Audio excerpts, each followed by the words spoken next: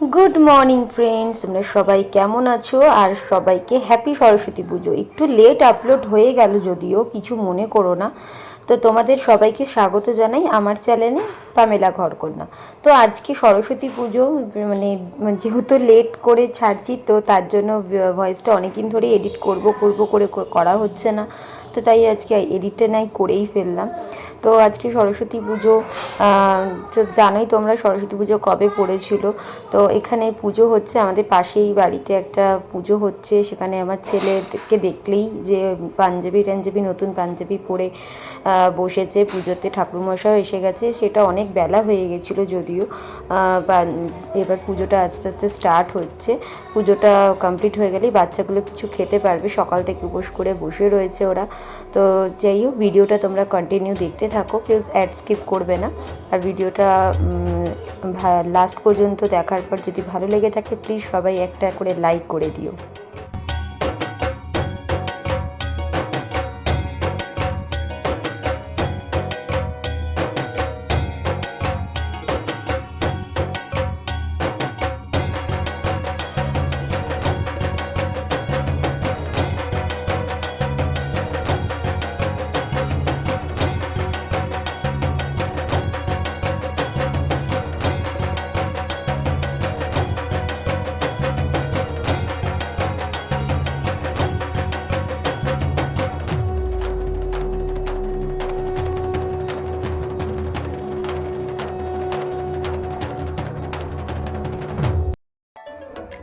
তো দেখো, রেডি হয়ে গেছি। আজকে এই শাড়িটা নতুন কিনেছি পুজোর উপলক্ষে, সরস্বতী পুজোর উপলক্ষে। তো তোমরা দেখো, দেখে কমেন্ট করে জানিও যে কেমন লাগছে আমাকে।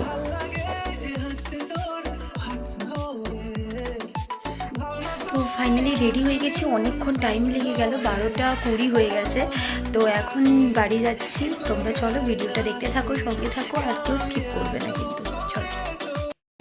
তো সে সকাল হয়ে গেল, সকাল থেকে বাড়ি চলে এসেছিলাম। বাড়ি চলে আসার পর আর তোমাদের সাথে কোনো কিছু শেয়ার করা হয়নি। বাড়িতে গিয়ে দেখলাম মা খিচুড়ি রান্না করেছিল। খিচুড়ি, পাঁচ তরকারি, বেগুনি, খুব খেয়ে দিয়ে খুব ভালো লাগলো। দিয়ে তারপরে রেস্ট নিচ্ছিলাম বাড়িতে। আর ভালো লাগছিলো না বেরোতে, তাই আর ভিডিও করা হয়নি। তো রাস্তায় তারপরে বিকালবেলা সন্ধ্যাবেলা ছেলেকে প্রমিস করেছিলাম মেলায় ঘুরতে নিয়ে যাবো, কারণ আমার বাপের বাড়ি ওখানে সরস্বতী পুজো খুব বড় করে হয়। তো মেলায় ঘুরতে নিয়ে যাবো বলে, তো আমি, আমার মা, আমার বড় মাসি, মেজো মাসি, সবাই আমরা বেরিয়েছিলাম ঠাকুর দেখতে।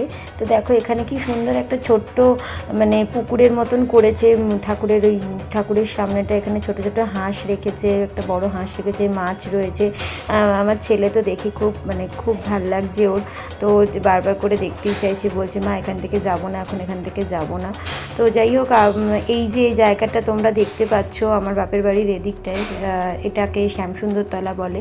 আমাদের এই সরস্বতী পুজোতে এই জায়গাটাতে ভীষণ বড় করে পুজো হয় সরস্বতী পুজো। তোমরা দেখতেই পাচ্ছ যে কত লাইটিং দিয়ে সাজানো। আর অনেক মেলাও বসে, অনেক কিছু, খুব একটা বেশি স্টল থাকে না যদিও, কিন্তু খুব সুন্দর লাগে। এই যে আমার মা যাচ্ছে আমার ছেলেকে নিয়ে, আর পাশে বড় মাসি যাচ্ছে, সোনা মেজো মাসি যাচ্ছে, সবাই যাচ্ছে। আর এখানে যেই মন্দিরটা তোমাদের দেখাচ্ছি, দেখো সবাই মন্দিরের মধ্যে ঢুকছে। তো আমি আর ঢুকিনি, মা ঠাকুর নমস্কার করতেই মন্দিরের মা ছিল হচ্ছে মনসা মা, আমি পরে গিয়ে নমস্কার করে এসেছি। তো এখানে সব মেলার মধ্যে আমরা ঢুকছি। তো ছেলে তো মেলা দেখি বায়না শুরু করে দিয়েছে যে মা এটা করবো এটা করবো। তো আমি ওকে বোঝালাম যে আস্তে আস্তে ধীরে সব কিছুই করবো। তো দেখতে থাকো ভিডিওটা, বেশি কথা বলবো না।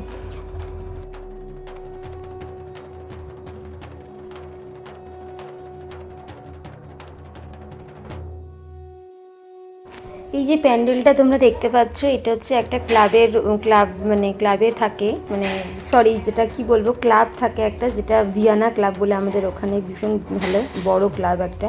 এই ভিয়ানা ক্লাবের সব মেম্বাররা মিলে এই পুজোটা করে। আর প্যান্ডেলটা প্রতি বছর খুব এত সুন্দর করে যে তোমাদেরকে কি বলবো, তোমরা না দেখলে কোনোদিনও বুঝবে না। আর সরস্বতী মাকে দেখছো, কি সুন্দর সরস্বতী মা এনেছে, এত ভালো লাগছে জিনিসটা দেখে, এত সুন্দর লাগছে।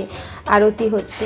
তো এটা এই ক্লাবের পুজোটা প্রত্যেক বছর খুব দুর্দান্ত করে হয়, ফাংশান হয়, অনেক কিছু হয়। 4-5 দিন ধরে এই পুজোটা চলে, খুব ভালো লাগে। আর এখানেই মেলাটা বসে। তো তোমরা দেখতে থাকো ভিডিওটা, আর পুরো প্যান্ডেলটা দেখো কি সুন্দর করে বানিয়েছে।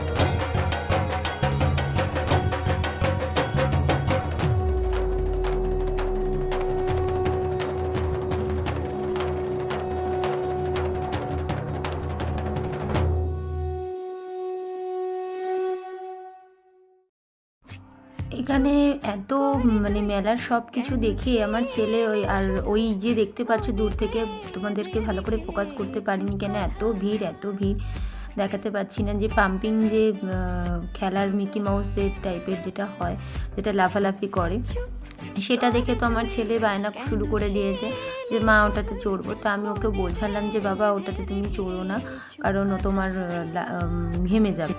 তো তারপরে ওকে বোঝানোর পর অনেকক্ষণ পর ওকে বললাম তোমাকে আমি একটা খেলনা কিনে দেবো, তুমি সেই খেলনাতেই খেলবে। তারপরে এই ফুচকা স্টলটা যে তোমরা দেখতে পাচ্ছ, এই ফুচকার দোকানটা এটা স্টল নয়, এই ফুচকার দোকানটা এই জায়গাটাতে সবসময় বসে আর আমরা এখানেই খাই, কারণ এখানে একমাত্র মিঠা পানি পাওয়া যায়, যেটা আমি খাই, কারণ আমি ফুচকা তো খাই না, তোমরা সবাই সেটা জানো। আমি শুধু এইমাত্র ফুচকা এখানেই খাই, তো ফুচকা এখানেই করে। তো ফুচকা দেখো আমার ছেলেও মিঠা পানি জল দিয়ে ফুচকা খাচ্ছে, আমিও খাচ্ছি। তো এত ভিড় বলে ফুচকার লোকটা ঠিকঠাক করে ভালো করে মাখতে পারিনি, খুব একটা টেস্টি হয়নি, কিন্তু এই লোকটার কাছে ফুচকা কিন্তু খুব টেস্টি, খুবই মানে ইয়াম্মি। আর যেহেতু আমি মিঠা পানি দিয়ে খাই, সেজন্য আমার খুব ভালো লাগে খেতে। তো তোমরা ভিডিওটা দেখতে থাকো। এখানে একটা প্যান্ডেল করেছে যেটা দেখে সত্যি খুব মানে কষ্ট হচ্ছিল, কিন্তু খুব ভালোও লাগছিল। যে বৃদ্ধাশ্রম, যে বড় হলে ছেলেরা যে মাকে বয়স হয়ে গেলে যে বৃদ্ধাশ্রমে পাঠিয়ে দেয়, সেই একটা থিম করেছিল, দেখে খুব মনটা খারাপ লাগলো। কেন আমারও ছেলে রয়েছে, আমিও ভাবছিলাম যে হয়তো আমার ছেলে বড় হলে হয়তো বৃদ্ধাশ্রমে পাঠিয়ে দিতে পারে, কিন্তু জানি না কতদূর কি করতে পারবো, ছেলেটাকে কতদূরভাবে মানুষ করতে পারবো। তো আমার একটুখানি ভরসা আছে আমার ছেলের ওপর, যে আমার ছেলে কোনোদিনও এরকম জিনিসটা কোনোদিনও করবে না। কিন্তু এই নচিকেতার এই বৃদ্ধাশ্রমের গানটা আজও সত্যি মন ছুঁয়ে যায়। আমি জানি সবারও হয়তো নিশ্চয়ই এই গানটাতে সবার মন ছুঁয়ে যায়। আর আমার হাজব্যান্ডের তো প্রচণ্ডই মানে মন খারাপ হয়। তো যাই হোক, এটা দেখতে এবার আইসক্রিম স্টলের এখানে এসেছি, আইসক্রিম বানাচ্ছে, দেখো কি সুন্দরভাবে বানাচ্ছে সব কিছু দিয়ে। তো সেই আইসক্রিম খাওয়া হবে। ভিডিওটার আমি বড় করলাম না, এখানেই পর্যন্ত এন্ড করলাম। তোমাদের কেমন লাগলো ভিডিওটা কমেন্ট করে জানিও, আর পারলে প্লিজ একটা লাইক সাবস্ক্রাইব অবশ্যই করে দিও। চলো টাটা বাই, আবার কোনো নেক্সট ব্লগে দেখা হবে।